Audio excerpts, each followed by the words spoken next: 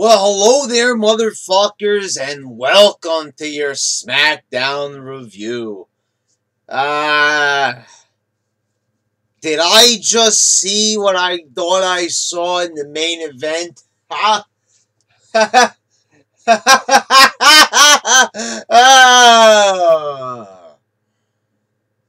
We'll get to that in a moment. So we started off with Daniel Bryan, Sami Zayn, and Kevin Owens. And dare I say it, I liked Zayn's promo here. He tried, actually. He tried harder. He had facial expressions. His tone was a bit different. I didn't really care for the promo that he did last week, honestly. People were praising it. I thought he did a much better job. I don't know what it was, but it was. It was the facial expressions. It was the verbiage was a little bit better. He did a good job. Owens and Zayn ran down Bryan. Then Bryan walked away in a huff and said, "I'm going to find two guys to punch you in the face." You know, okay, like, I understand that, like, he can't put his hands on the talent and everything, but how come it's like nobody could ever replicate the authority that Vince McMahon did? See, this is why it doesn't matter. Or like Eric Bischoff, for that matter. Something like Eric Bischoff could be bested by the baby faces or whatever. But, you know, the thing was, he never really looked like weak most of the time. Just to use a different example than McMahon. But a lot of these other GMs, even like Teddy Long. Teddy Long looked invincible at times, you know, because he would just threaten them with the Undertaker. But Daniel Bryan sounded a bit pouty walking away from the ring. "I'm gonna find two dudes to punch you in the face." You know, as everybody knows on here, I love Daniel Bryan. I was a big fan of Bryan when he was active in the ring. That was a guy that really, you know, tried extremely hard to get to the top. He managed to get there for a moment, and it was gone in almost an instant. But, you know, Daniel Bryan had a special magic, and not to say I don't like him in the GM role, but the way how creative is putting him in this role, they're making him look like a fucking little bitch. Let's just be honest here, you know, and having him all pouty like that, walking away from the ring, I got, like, really uncomfortable from him. Like, man, they're, like, putting him in a spot where he looks like a fucking little pussy. My fucking God. Yeah, but like I said, you know, the bitch boy cab driver looked a little bit like a bitch here. But and that was mostly it, because it was how much they went after Bryan here that made Zayn look strong and made Owens look strong and made Bryan look small. You know, they like to do 50-50 booking, but my God, they ran his ass fucking down here. You know, just saying, like, you know, he's been reduced to, you know, to nothing, that he's broken his body. He can't do anything anymore. Then you had Charlotte, Becky Lynch, and Naomi. Man, have they fucking killed Naomi? Holy fuck. You know, a couple of months ago, I started getting behind her. I liked the entrance. You know, her with the title. It looked right to me. They defeated Natalya, Tamina, and Lana. And what happened to the whole era of the, you know, the ravishing whatever, the ravishing era, what they were talking about? I remember Tamina was going to get a push. It's like for 1 week, they started up like having her do squash matches. She did like one squash match. And then they said, you know what? Forget about that fucking shit. We don't want Tamina over. And you look at someone like Tamina and you're like, why is she like on a losing team? She looks like a winner. She definitely has the power. So what's the deal here? You know, you're giving up on her again. I mean, they have done nothing with Tamina. She's either just a bodyguard, you know, like, okay, I get that, but Lana's not wrestling. It made sense with AJ when not Styles, but Lee. You know, remember AJ Lee? When she was there, they made her a bodyguard, and I was okay with that. I was like, okay, so it was kind of like the Diesel way of doing things. Diesel's kind of just there with Michaels, but they used Diesel when they were ready. Now they said they were ready with Tamina. They were gonna step her up and make her, you know, a big in-ring women's champ or whatever, and you know that just didn't happen here. And I am so sick and tired. How many times do we have these women's tag matches? You know, every single fucking SmackDown, every single Raw, gotta get all the women in the ring at the same time. It's like the cruiserweight division. It's the same thing with 205 Live. Gotta have 6-man tags, gotta have tag matches, gotta get many faces on the screen as possible. Look, I'm all for that idea. Like the same thing, like the Money in the Bank matches or the ladder matches at WrestleMania for the Intercontinental title. You know, get as many people in the ring as possible. You know, so everybody gets a little bit of time. You know, everybody gets a little face time. Everybody gets a paycheck. I get that. I'm all for that. But when you reach the point of fucking overkill because you're not doing anything with half these people, it's one thing to want to try to get everybody out there, but when half these people don't have characters, don't even have a fucking anything to their name, to their brand, what the fuck is the point? You're watching nobodies out there. You know, and it's like only a couple of months ago, they said, oh, Tamina's going to have, you know, this new Ravishing Era gimmick. And then a couple of weeks later, we don't even see her. We see her again, and it's like, what happened? They're hoping we forgot. Then we had the Pulp Fashion. This is okay, you know. I don't know. I'm kind of getting tired of this shit. I appreciate the Pulp Fiction quotes and stuff. The cheeseburger. Tyler Breeze, you know, they thought he had an allergic reaction to pickles. Turned out he just thought the gluten-free bun was disgusting, so he just passed out from the bad taste. You know, it was all right. I mean, you got to give him points for creativity on a show that's not very creative. But I don't know.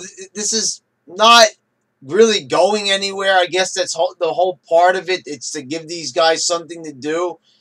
But, you know, I'm not saying get rid of it, but it's, you know, it's not as good as it was at first, you know, because they've been doing this for months and months, and it's the same thing.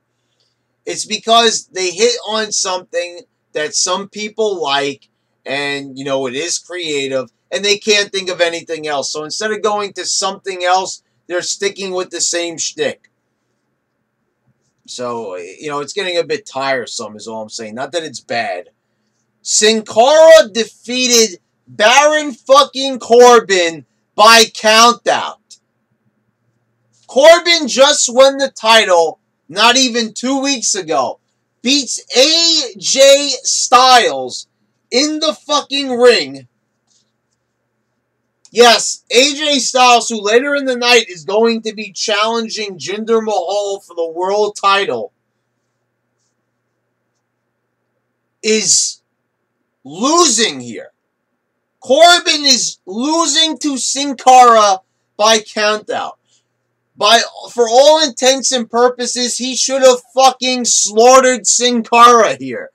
Now, I'm not a big fan of squash matches, but for fuck's sakes, why put him out there and have him get beat by a guy that I don't even know where the fuck he's been?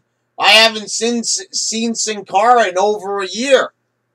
He's got a different mask. I guess that's what gave him the power to beat him. What are they fucking thinking? You know, what is this? Are they still not done punishing Corbin for his Twitter mishap? What the fuck's going on here? Why is he losing to Sin Cara? Whether you like the guy or not, he's the U.S. champ. You're already having him get beat by him? What the fuck are they thinking? The Usos were backstage cutting a promo.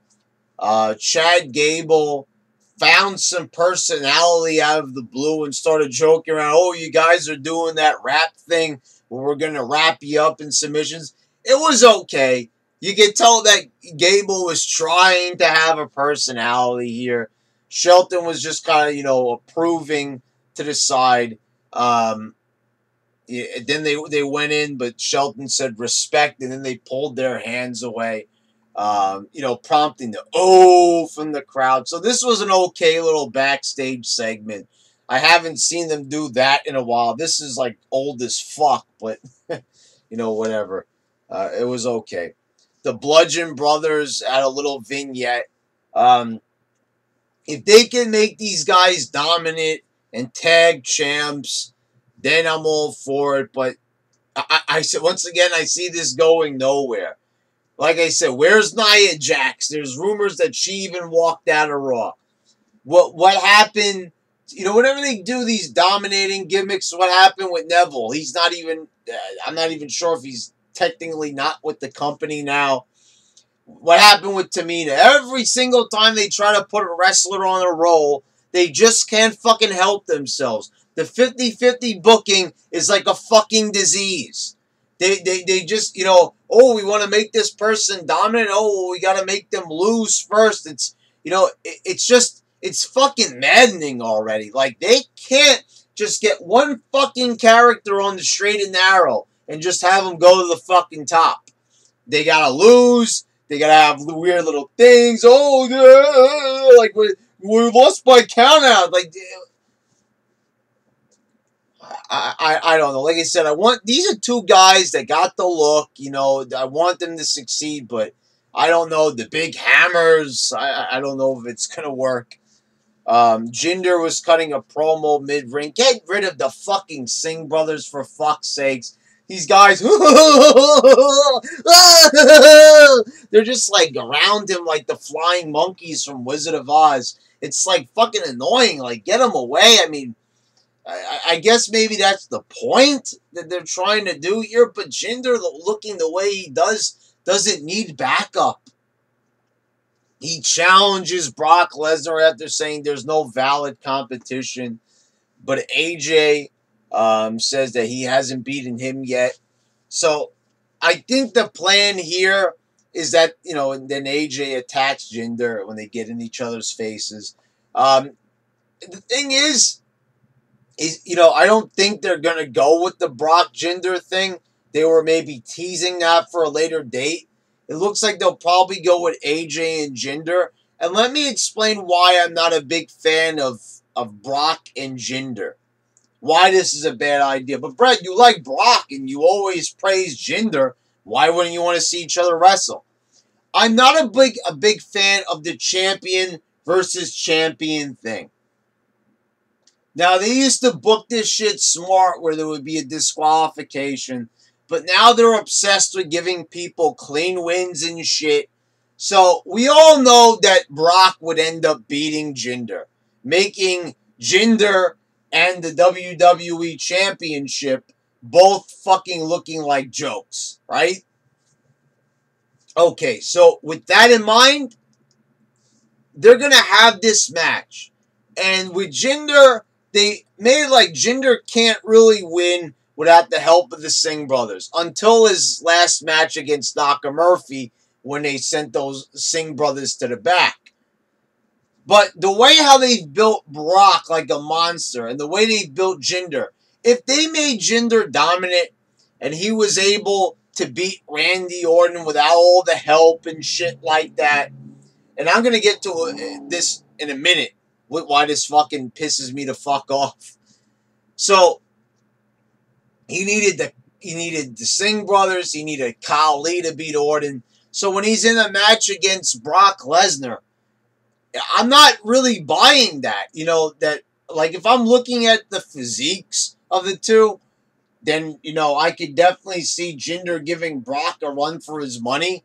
I mean, he's not as, like, big and bulky as Brock, but there's a chance that, you could say that Jinder's in better shape, so he might, he could stand a chance. But the way how they built them from a standpoint of characters, no. So, and I'm going to get to that in a sec, like also why it pisses me off the way they've been booking Jinder. Ziggler defeated Bobby Roode. He beat him the same way he did. So again, we're doing even Stevens booking. Backstage, Aiden English was singing to some guys. Who are these people? I never understood this. This is maybe something they started doing during the Ruthless Aggression era, where the wrestlers started talking to nobodies backstage. Why the fuck does he care if these two guys are talking while he's singing? Who are they? Then the New Day comes in. They're all joking around and partying. Aren't we just so sick of this shit already? Really, guys, out there in the YWC, can you really say that you love the New Day as much as you did when they first debuted? I mean, honestly. Or maybe not when they first debuted, but since they started doing the whole trombone shit. I mean, you know, the super, like, baby face, you know, crazy, you know, party, unicorn act. Can you really say that you love them as much as you did, you know, a year ago? Because I'll honestly tell you, I liked New Day at first because we were so starved for characters and personality. And you guys could go back to 2015, and I was praising them here on YouTube. Oh, this is great. They're funny. But they have been doing the same fucking shit over and over again. I mean, it's the same thing like with the Fashion Files. They get something that works, and then they keep doing it, and doing it, and doing it, and doing it. There's no twists and turns. There's nothing new, no new elements introduced. It's the same shtick repeated over and over until you want to fucking put your foot to the fucking TV! So Rusev appears and he goes, "It's Rusev Day." So New Day started playing his song on the trombone, which was a little funny. And then he says, you know, Rusev Day is not a joke. Then Aiden English started singing, "It's Rusev Day." He said, "Now is not the time." And that was it. Besides an attempt at comedy, you know, what was accomplished here?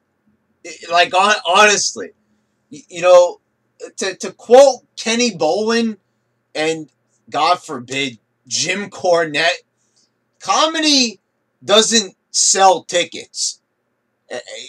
You know, like, I'm all for getting my laughs on and everything, but, you know, they always used to integrate this shit into the story somehow, you know, the comedy. But now it's just like, okay, we're just going to have a comedy segment that leads nowhere and accomplishes nothing.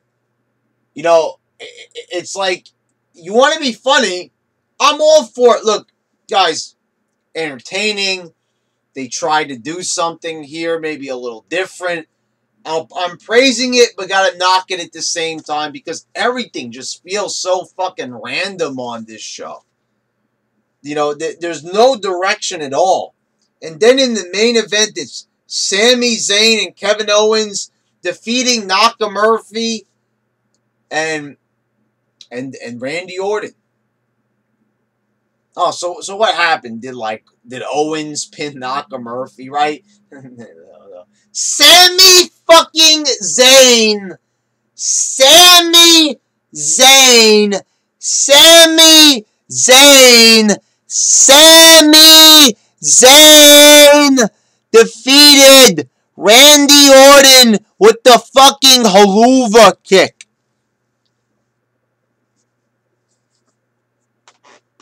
Sami Zayn defeated Randy Orton with the haluva kick. First of all, what the fuck is a fucking haluva kick? Did you marks for 1 second even think to yourselves, what does a haluva kick mean? Is it like supposed to be like hell of a kick? Is that what the joke's supposed to be there? Ha!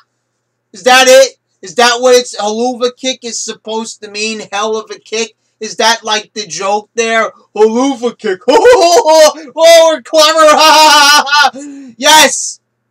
Until Randy Orton, a 14-time champion, gets beat by the fucking move. So you've got guys like Orton kicking out of the FU. Orton's kicking out of Jinder's move. Like all these times that Orton is kicked out of big moves, kicked out of choke slams from The Undertaker and shit. Are you telling me he goes down after one fucking haluva kick? And you know what they're thinking, right? The booking team, creative, right? Oh, well, if Sami Zayn pins Orton here, that means that he's over. You know, that's what it means. Do you guys notice that when they put people over, Kevin Owens getting put over John Cena hasn't led anywhere, really? You know, you're not really getting the big ratings. Kevin Owens isn't exactly, you know, the poster child of the WWE, kind of like how they want him to be. Do you notice when they feed these big wins to people? Roman Reigns over John Cena, he's back in the fucking Shield doing some fucking pointless nostalgia trip. I mean, do you guys notice that it doesn't even fucking matter when they give somebody a big win? And it should. But it doesn't. Because the way how they book and creatively direct these characters. And now I'm seeing... So here's the thing, guys. So, you're telling me that Jinder Mahal was in the Punjabi prison match with Randy Orton, and he couldn't beat him. He had to have the help of the Great Khali and the Singh brothers. The match goes on for over a half an hour. Sami Zayn has a fucking 10-minute match and pins Orton with one fucking boot? Fuck you! Honestly. I mean, you know, like, it's fake. Okay, I get that. But the thing is, like I said, is to present this in a believable manner. It is a TV show. We're not supposed to sit there and say, oh my God, this is so fake. Otherwise, why would we be watching it, right? So you're, from the storyline standpoint, you are telling me that it would take Jinder Mahal, the guy who you want me to believe is a viable threat to Brock Lesnar, that he really could beat Brock Lesnar. Also, the same thing you're really thinking about is Jinder Mahal just said that he's going to challenge Brock Lesnar, right? And then he proceeds to get his ass kicked in the ring by AJ Styles. Him and the Singh brothers all get their asses kicked by AJ. So how am I supposed to think that Jinder Mahal could stand up against Brock Lesnar? That's like fucking 10 men. And he can't even deal with a guy, AJ Styles, that he towers over. And he can't beat Randy Orton without the help of fucking 90 men. But Sami Zayn can get the job done with one motherfucking haluva kick. That's it, guys. I'm done with this review. I'm done with this fucking review. This has been your YWC champ signing out.